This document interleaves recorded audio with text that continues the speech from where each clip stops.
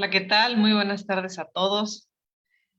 Ya estamos en un lunes más de transmisiones en vivo y parece que uno de nuestros más fieles invitados es la lluvia y justo ahora que está comenzando nuestra transmisión, se está acercando una nube ah, totalmente negra con demasiado viento, entonces esperemos que no suceda como hace 8 días que se interrumpió la transmisión.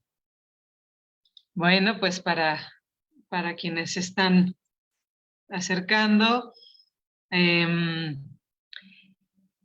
por el Zoom, voy a poner en los comentarios. Hola Leti, qué gusto que andes por aquí. Voy a acompañar a poner en los comentarios como todos los días, el ID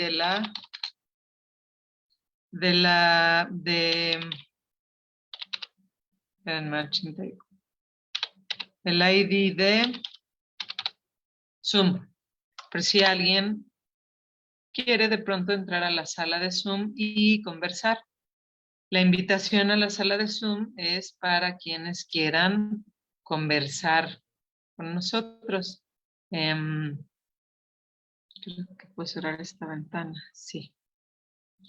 Muy bien. Pues bueno, llevo ya varios lunes, no sé si este es el tercero o cuarto, em, que he estado abordando el tema de este Homo Ius Humanum, ¿no? Este término que inventé hace unas semanas, estudiando este fenómeno que está, am, que se suscitó al casi concluir el ciclo escolar.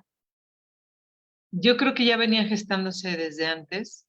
Bueno, obvio, ningún fenómeno surge así tan intempestivamente.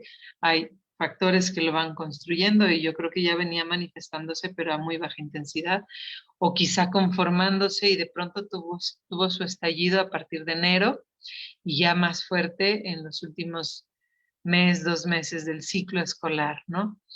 Y eh, les comparto nuevamente,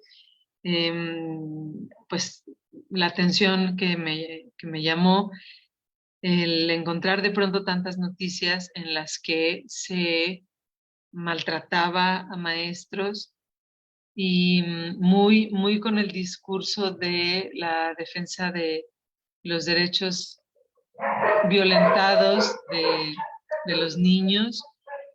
Yo no voy a entrar en una cuestión como de analizar a quién asiste la razón o, o si hay verdad o no hay verdad o no. No quiero tomar posición en ese sentido.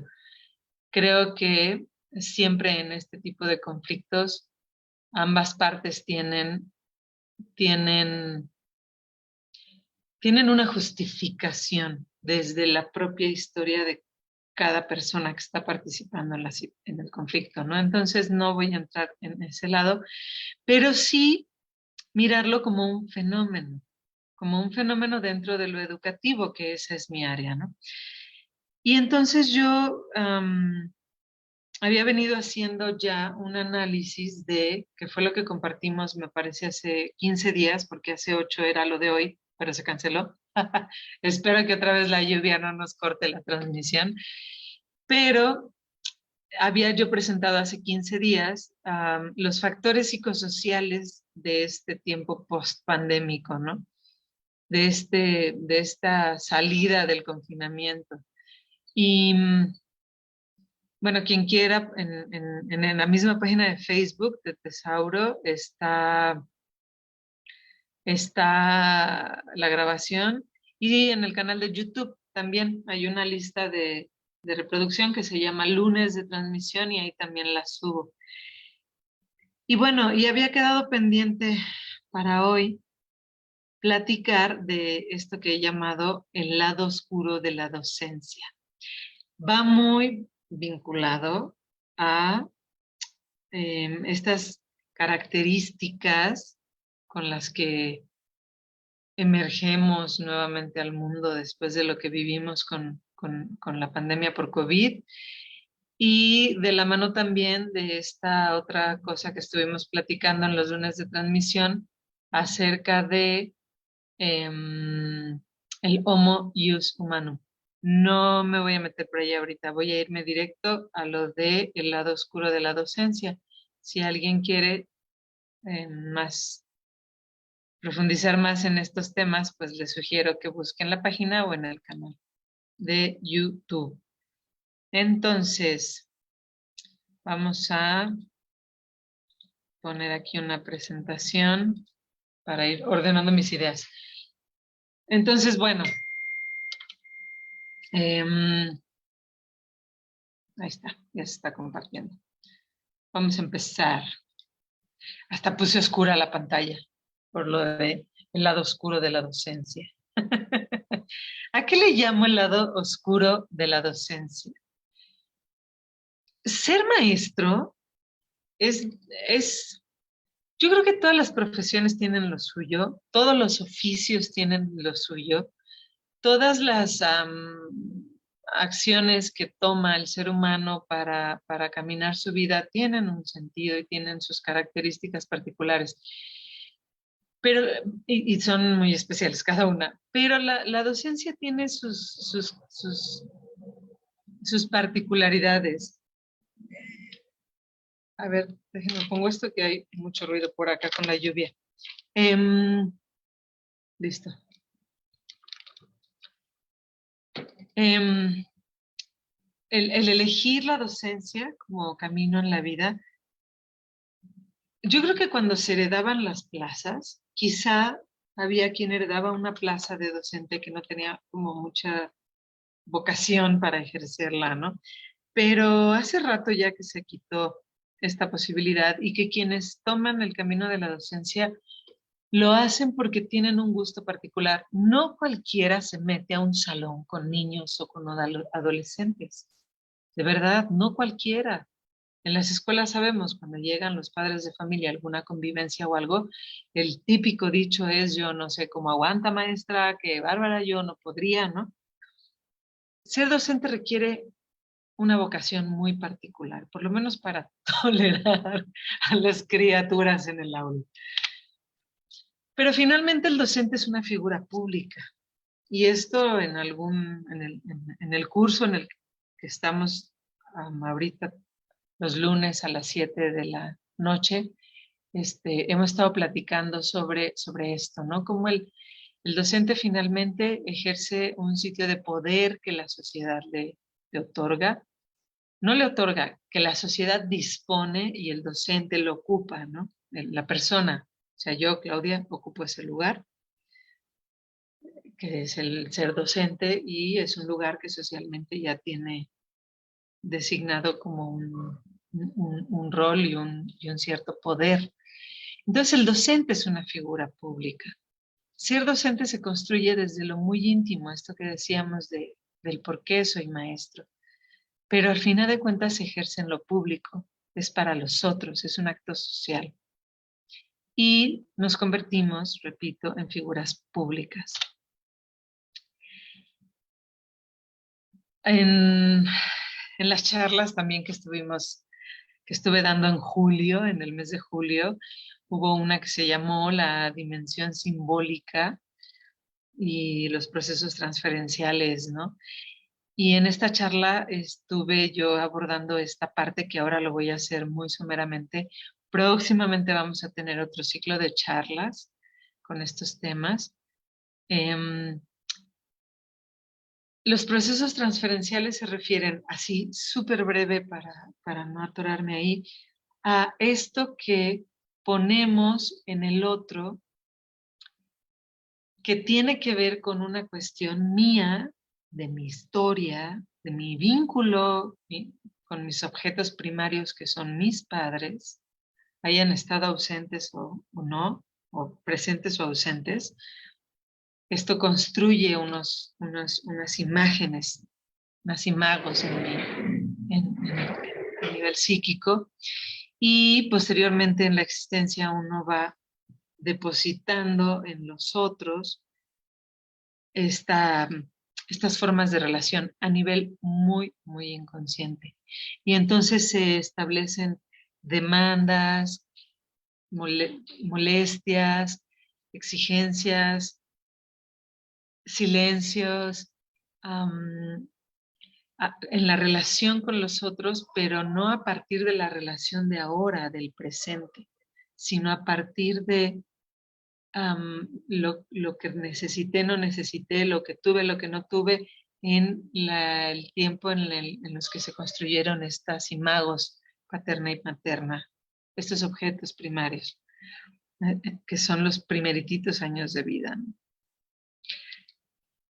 Entonces, toda figura pública tiene, es objeto de los procesos transferenciales de los demás. No voy a hablar ahora de los procesos contratransferenciales, que son los de la figura pública, o de los propios procesos transferenciales de la figura pública. Esos no los voy a tocar ahora. Nada más quiero que quede claro cómo el docente, al ser una figura pública, se convierte en el blanco de las transferencias que, recuerden, son inconscientes de sus alumnos y de los papás de sus alumnos. Por el puro rol que juega el docente, se convierte en el depositario de esta relación, de esta a veces relación no resuelta, a veces relación lastimada, a veces relación linda, inconclusa, del adulto con sus objetos primarios. Esto es bien importante, porque así como la sesión el lunes pasado, en la transmisión del lunes, no, de hace 15 días, platicaba yo con ustedes de las características que identifico en este momento actual, psicosociales. Ahora me es muy importante que quede claro esto del proceso transferencial, porque aunado a lo otro, va a agarrar muchísima fuerza y le va a dar mucho sentido a lo que está pasando ahorita. Por otro lado, aparte de los procesos transferenciales que les digo que el docente como figura pública recibe, por otro lado tenemos un área de las vida social, que es el comportamiento colectivo. Hay un autor, así como los procesos transferenciales están 100% tomados de Freud, del psicoanálisis freudiano. Esto del comportamiento colectivo está vinculado, lo tomo más bien, de un autor que se llama Smeltzer, que tiene tiene un libro en el que hace todo un análisis del comportamiento colectivo. El comportamiento colectivo tiene muchas formas, puede ser desde un movimiento masivo para demandar algo, puede ser un momento de un estallido de estos de miedo, pánico, ¿no? Que de pronto han cobrado la vida de mucha gente y a veces ni siquiera tenían razón de ser, ¿no? Y la gente se pone loca.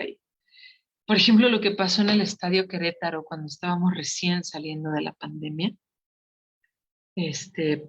tuvo mucho que ver con algo así, cómo se encienden las turbas, ¿no? Puede tener que ver con momentos de furor, que son parecidos, pero hacia el lado eufórico, modas también, ¿no? Todos estos comportamientos colectivos, entre sus montones de razones de ser, una de ellas es controlar los cambios. El ser humano, a pesar de que lo único que permanece en la naturaleza es el cambio, en los seres humanos los cambios suelen trastornarnos aunque sean pequeños. Por eso, por ejemplo, un cambio de casa, de trabajo, de ciudad, de situación familiar, como cuando dejamos la casa de los padres, o como cuando nos divorciamos, o como cuando nos casamos, todos, cuando hay un hijo, todos los cambios siempre tienen un momento que generan mucha angustia y mucha incertidumbre. Y el ser humano desarrolla distintas estrategias para transitar por los cambios. Y muchas tienen que ver con tratar de controlar los cambios, ¿no? Acuérdense que yo les decía hace, creo que esa fue 3 semanas, cuando empecé con lo del Homo Ius Humanum, les platicaba que desde mi perspectiva estamos en un momento transicional entre un paradigma y otro. La mayoría de la gente de mi edad, venimos todavía en la colita de ese paradigma que ha perdido vigencia. Esta generación mía, que es la que se llamó la generación X, de hecho nos llamaron así justo porque fuimos la generación de esta colita del paradigma anterior, en la que nuestros padres ya no estaban resolviendo sus necesidades con las formas de este paradigma y estaba perdiendo vigencia. O ya la había perdido quizá, ¿no? Los cambios paradigmáticos no se identifican así como a partir de una fecha, son como procesos transicionales que llevan mucho tiempo y van de a poco. Y ahora estamos en un tiempo en el que ese paradigma viejo ya no es vigente, ya no funciona para satisfacer nuestras necesidades. Y viene el tiempo de la construcción de un nuevo paradigma. Está comenzando a gestarse, pero en este comienzo es cuando estamos en el proceso de cambio donde uno siente que está más bien como en la nada, en el proceso de angustia que decía yo que generan los cambios. Entonces el comportamiento colectivo, les repito, las modas, los rumores, finalmente también parecen como una manera de la sociedad de controlar o de las masas de controlar los cambios. En este caso tendrían que ver, y también Smeltzer lo dice, con establecer un nuevo orden de vida, ¿no? Hay la necesidad de controlar los cambios que están pasando y de establecer un nuevo orden de vida. Y en este proceso estamos como sociedad mundial. ¿Esto por qué está relacionado con los derechos? Fíjense, si uno hace un análisis del tiempo histórico en el que emergen los derechos humanos ya como un reconocimiento, con un reconocimiento desde lo legal, a nivel de propuesta, pero pues los países del mundo comienzan a ratificarlos y los comienzan a incluir en sus constituciones. Es en la época que deriva del periodo de la Ilustración en Francia, ¿no? Y este periodo de la Ilustración en Francia es un periodo muy particular en la historia de la humanidad, porque si uno mira con detenimiento la historia, ese es un punto de cambio paradigmático profundo. El hombre, como especie, abandona en ese tiempo el vínculo quizá espiritual que lo unía a este mundo incierto en el que él estuvo. Y de pronto la razón y el humano como eje de la razón, como ser que razona sobre sí mismo, sobre lo demás, se constituye en el centro del mundo. Rompe esto. Al final veníamos de un mundo mágico, no de un mundo mágico, de un pensamiento mágico para explicarnos el mundo. Las religiones se sustentan en esto. Y de pronto viene todo el movimiento hacia lo racional. Y eso comienza a quitarnos las certezas. Porque parece que el ser humano, cuando comienza a hacerse cargo ya no los dioses del mundo, como que ya no lo hace tan bien. Empieza, no sé, siempre, digo, es una forma muy superficial de decirlo, pero creo, y entonces los derechos humanos emergen también en este punto histórico. Y yo tengo hipótesis, la propuesta hipotética, de que los derechos humanos se convierten en una especie de emblema transicional, como el pivote que hace uno para para no perder el centro, como el compás cuando vas a trazar un círculo, como ese eje que te sostiene para que no te sueltes, para que no te pierdas en este momento. Y los derechos humanos comienzan a abordarse desde distintos ámbitos, ¿no? Desde los discapacitados, los presos, las mujeres, los niños, y empiezan a convertirse en esto, en este, no sostén, porque no nos están sosteniendo, pero en esto que les decía, como el pivote del que te agarras, ¿no? Para no perder el eje. Vamos a ver la que sigue.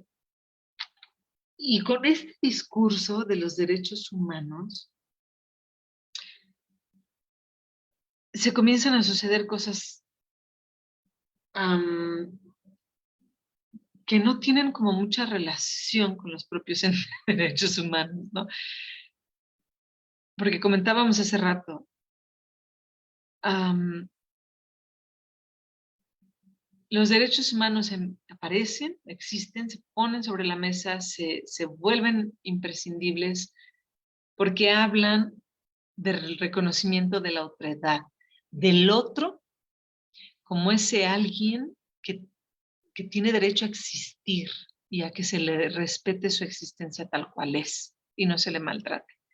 Y en la medida en que yo garantizo los derechos de ese otro, estoy garantizando los míos. Cuando uno toma la bandera de los derechos humanos y camina encima de quien sea para defenderlos, habría que analizar bien a fondo si realmente, y esto lo pongo a discusión, no estoy diciendo que así sea forzosamente, es una hipótesis mía, es un análisis mío, pero lo pongo sobre la mesa para discusión. Si realmente esta persona está defendiendo sus derechos o los de sus hijos. Porque ¿cómo puedes promover la defensa de tus derechos o los de tus hijos violentando los otros? Y violentar implica amenazar, violentar implica, ahorita hay un montón de maestros demandados, por ejemplo, ¿no? Esto empezó a pasar, lo voy a comentar así rápido, pero no voy a meter mucho ahí, en los divorcios también, ¿no? De pronto en la manera en que las partes se exigen el cumplimiento de ciertos derechos y obligaciones pasa atropellando a la otra parte, ¿no? Y nos perdemos un poco. Bueno, redefinir la multitud, dice ahí. Eso es algo muy interesante porque entonces tenemos esta situación, ¿no? Tenemos a un docente que es una figura pública, depositario de procesos transferenciales de los otros. Tenemos unos otros que se han configurado en una cuestión colectiva a partir de la angustia y de la incertidumbre que siempre son inconscientes, pretendiendo establecer una nueva forma y agarrados como pivote de los derechos. Pero resulta que hoy día tenemos también las redes sociales. Y entonces de pronto un chat de papás o una publicación en Facebook, de pronto nos hacen también redefinir el concepto de multitud. Smeltzer, el autor que escribió este libro, hablaba de multitudes físicas, ¿no? Quizá la moda sería lo más parecido a esto o el rumor a esto que sucede ahora, pero la multitud virtual es una cosa muy distinta y va a requerir con el tiempo de su propio análisis. A ver, espérenme, déjenme, si me viene una idea, el docente, los transferenciales. A ver si ahora vuelve. Les decía yo entonces, ¿no? Que este comportamiento colectivo, este hacerse uno en contra de una persona, ¿no? Como en las redes. Cuando alguien sube algo, por ejemplo, se los digo así tal cual, eh, a mí me ha tocado que se comparte información respecto a mi trabajo, eh, mirada desde una sola perspectiva, sin que yo pueda tener derecho a réplica ni a nada, y en cuestión de minutos hay un montón de gente dándole me gusta a una publicación en la que se me maltrata o se... Digo se me maltrata porque se dicen cosas de mí, de mi trabajo, sin, sin que yo pueda participar de ellas y a gente que ni me conoce. Eso es muy fuerte. Eso es muy fuerte. Y es ahí donde les digo, el docente es una figura pública que está siendo receptor de procesos transferenciales a nivel inconsciente de este comportamiento. Ahora, ¿por qué ha agarrado tanta fuerza? Esto lo junto con la de hace 15 días de los factores psicosociales del pospandémico. Esa vez veíamos que el miedo, la angustia con la que estuvimos lidiando durante algunos años, un par de años, con lo del confinamiento y el COVID y las pérdidas, todo lo, porque fue una tragedia, fue una catástrofe lo que vivimos. Quizá ya se nos olvidó y como no fue una guerra en la que acabaron las casas destruidas, más fácil lo creímos enterrado, pero vivimos una especie de guerra y contra un enemigo invisible además, que se metía de unas maneras ah, tan difíciles de controlar en nuestras vidas, ¿no? El día menos pensado tenía uno COVID por más que se estuviera cuidando. El terrible miedo a morirte, cuando aparecieron las vacunas, quien sí se murió, o sea, fue un tiempo muy duro y de ahí venimos saliendo. A nivel escuela y niños ya también estuvimos analizando, no me acuerdo si en lunes de transmisión o en alguna charla, pero si no, lo retomamos en un lunes de transmisión.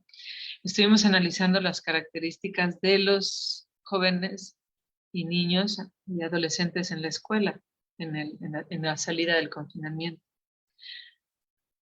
Pero ahora esto se liga con los adultos.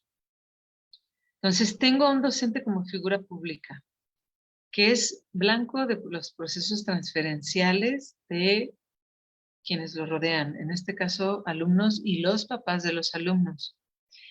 El comportamiento colectivo está relacionado con el control de cambios y un nuevo orden de vida. Y si esto lo vinculamos con la enorme angustia e incertidumbre y miedo generados con la pandemia, a la hora que se empiezan a liberar todas estas emociones de miedo, de angustia, es como un proceso de duelo. Uno puede entender por qué de pronto los papás se vuelcan con tanto odio y con tanta rabia sobre los docentes. Recuerden, el docente, figura pública, depositario de procesos transferenciales. Es como una manera de finalmente reclamarle a la vida por lo que se pasó. Para los papás fue muy duro acompañar a los hijos encerrados en casa. Y muchos papás perdieron trabajos o perdieron parejas o perdieron familiares, ya sea por muerte, por divorcio, por lo que sea. Y todo esto, ¿a quién se lo reclamas? ¿A quién? ¿Al COVID? ¿Vas a ir con el virus SARS-CoV-2 a reclamarle a Dios? ¿Habrá quien le reclame a Dios? Está ahí metido. Y recuerden, estas cosas son inconscientes. Se empieza a volcar sobre los docentes.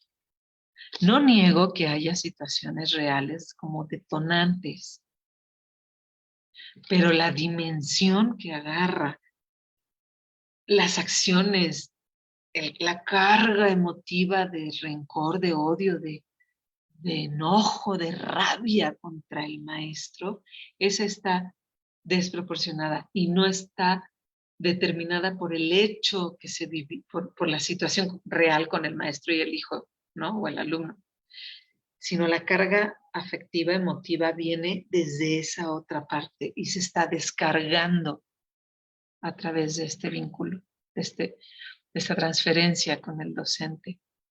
Entonces, si hablábamos de que en este control de cambios del comportamiento colectivo hay como una meta en este nuevo orden, y metemos lo de los derechos, metemos lo que les decía ahora de la pandemia, del enojo, de la transferencia. Entonces, esta multitud virtual que se construye en las redes, y incluyo los chats de papás, ¿qué metas puede tener? Esta intensidad en la comunicación. Basta que un papá haga un comentario para que se desaten un montón más. A veces no, a veces es como tan evidente que está rebasada la emoción que no se le da más cuerda, pero en muchos otros sí. En redes, por Dios. No, en redes. Basta que alguien haga una pequeña denuncia sin mayores pruebas de nada para que se desate una furia colectiva contra la persona. Yo lo que observo es un proceso catártico desbordado, que la meta de esta multitud virtual que se construye en las redes es eso, es un proceso catártico desbordado. No, es como cuando empezamos el ciclo escolar después del confinamiento y cuando los niños empezaron a quitarse el miedo, cuando ya empezó a relajarse lo del cubrebocas y eso ya por ahí de noviembre, diciembre, enero, ¿no? De pronto observábamos a los niños en las escuelas totalmente fuera de control, ¿no? Con una necesidad enorme de gritar, correr, empujarse, reírse a carcajadas, se enojaban mucho, no se enojaban, pero totalmente fuera de control. Una necesidad imperiosa por moverse, por correr, por agitarse, ¿no? Los niños usan mucho el cuerpo todavía para liberar y poder tramitar emociones. Y ahora son los adultos, ¿no? Que están en una especie de catarsis desbordada a partir de esta cuestión que quizá en algún momento tuvo como su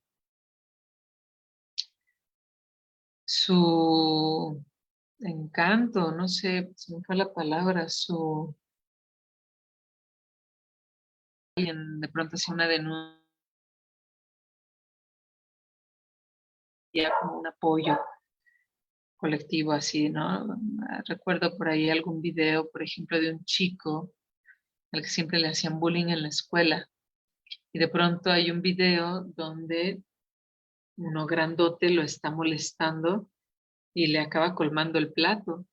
Y este chico que siempre había sido bulleado se harta y se defiende y acaba dándole una golpiza al otro. Bueno, no golpiza, pero sí lo zarandea, al que se estaba pasando de lanza, ¿no?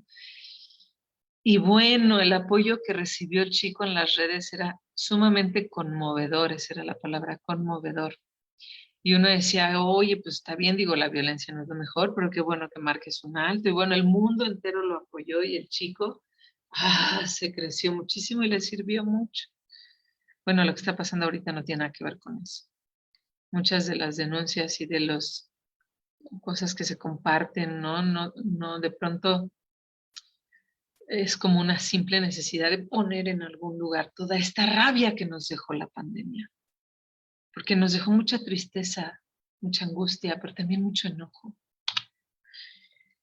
Y bueno, esto se vincula con las características psicosociales post-pandémicas que pues les vine comentando durante el trayecto de esta charla, ¿no? Y por último, em, este, esta imagen, porque hubo un video hace hace unos días,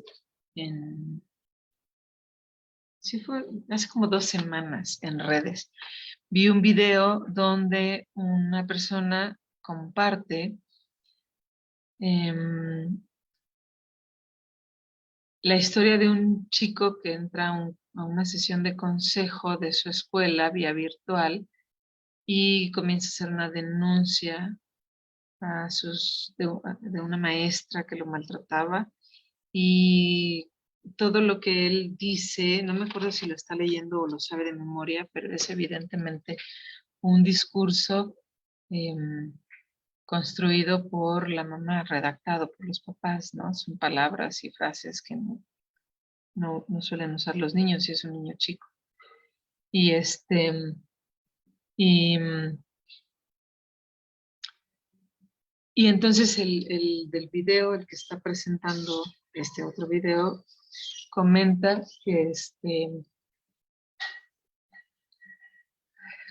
que habría que ver lo ético y lo psicológico, lo ético a ver, permítanme un segundito, por favor.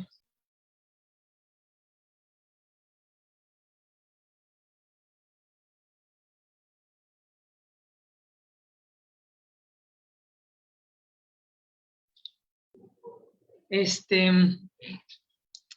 perdón, comenta de lo ético, ¿no? Y habla en relación a los papás, a cómo ponen al hijo a hacer eso, porque luego se supo que el papá de ese niño era una persona violentadora, no sé. O sea, al final se metieron hasta la casa del niño. Luego está el otro niño que se quedó, aquel que se quedó sin maestra, sin escuela, el chiquito que sus papás fueron a golpear a la maestra, ¿no? Entonces se habla de lo ético, ¿no? Que los docentes necesitamos que se recupere lo ético y etcétera. Pero yo pongo esta imagen así, donde está lo ético por un lado y lo psicológico por el otro, porque con todo esto que les expuse ahora del docente como figura pública, de los procesos transferenciales de los cuales es depositario, que son inconscientes, de la necesidad de la catarsis por parte de los papás, lo ético se desfigura, no tiene contrapeso con lo psicológico, porque lo psicológico no lo determinamos, nos determina, salvo que uno se metiera a hacer un análisis, terapia personal, ¿no? Te empieces a hacer cargo, pero si no, te determina. Y lo ético es un ejercicio racional. Está muy complejo que se pida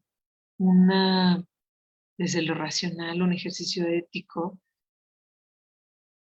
o una actitud ética, ¿no? Hacia el docente o de los papás. Porque lo que prevalece, aunque venga desde más abajo, es lo psicológico. Y bueno, pues esto era lo que yo quería compartirles el día de hoy. Em, Creo que es algo que es muy, muy, muy, muy importante que se, que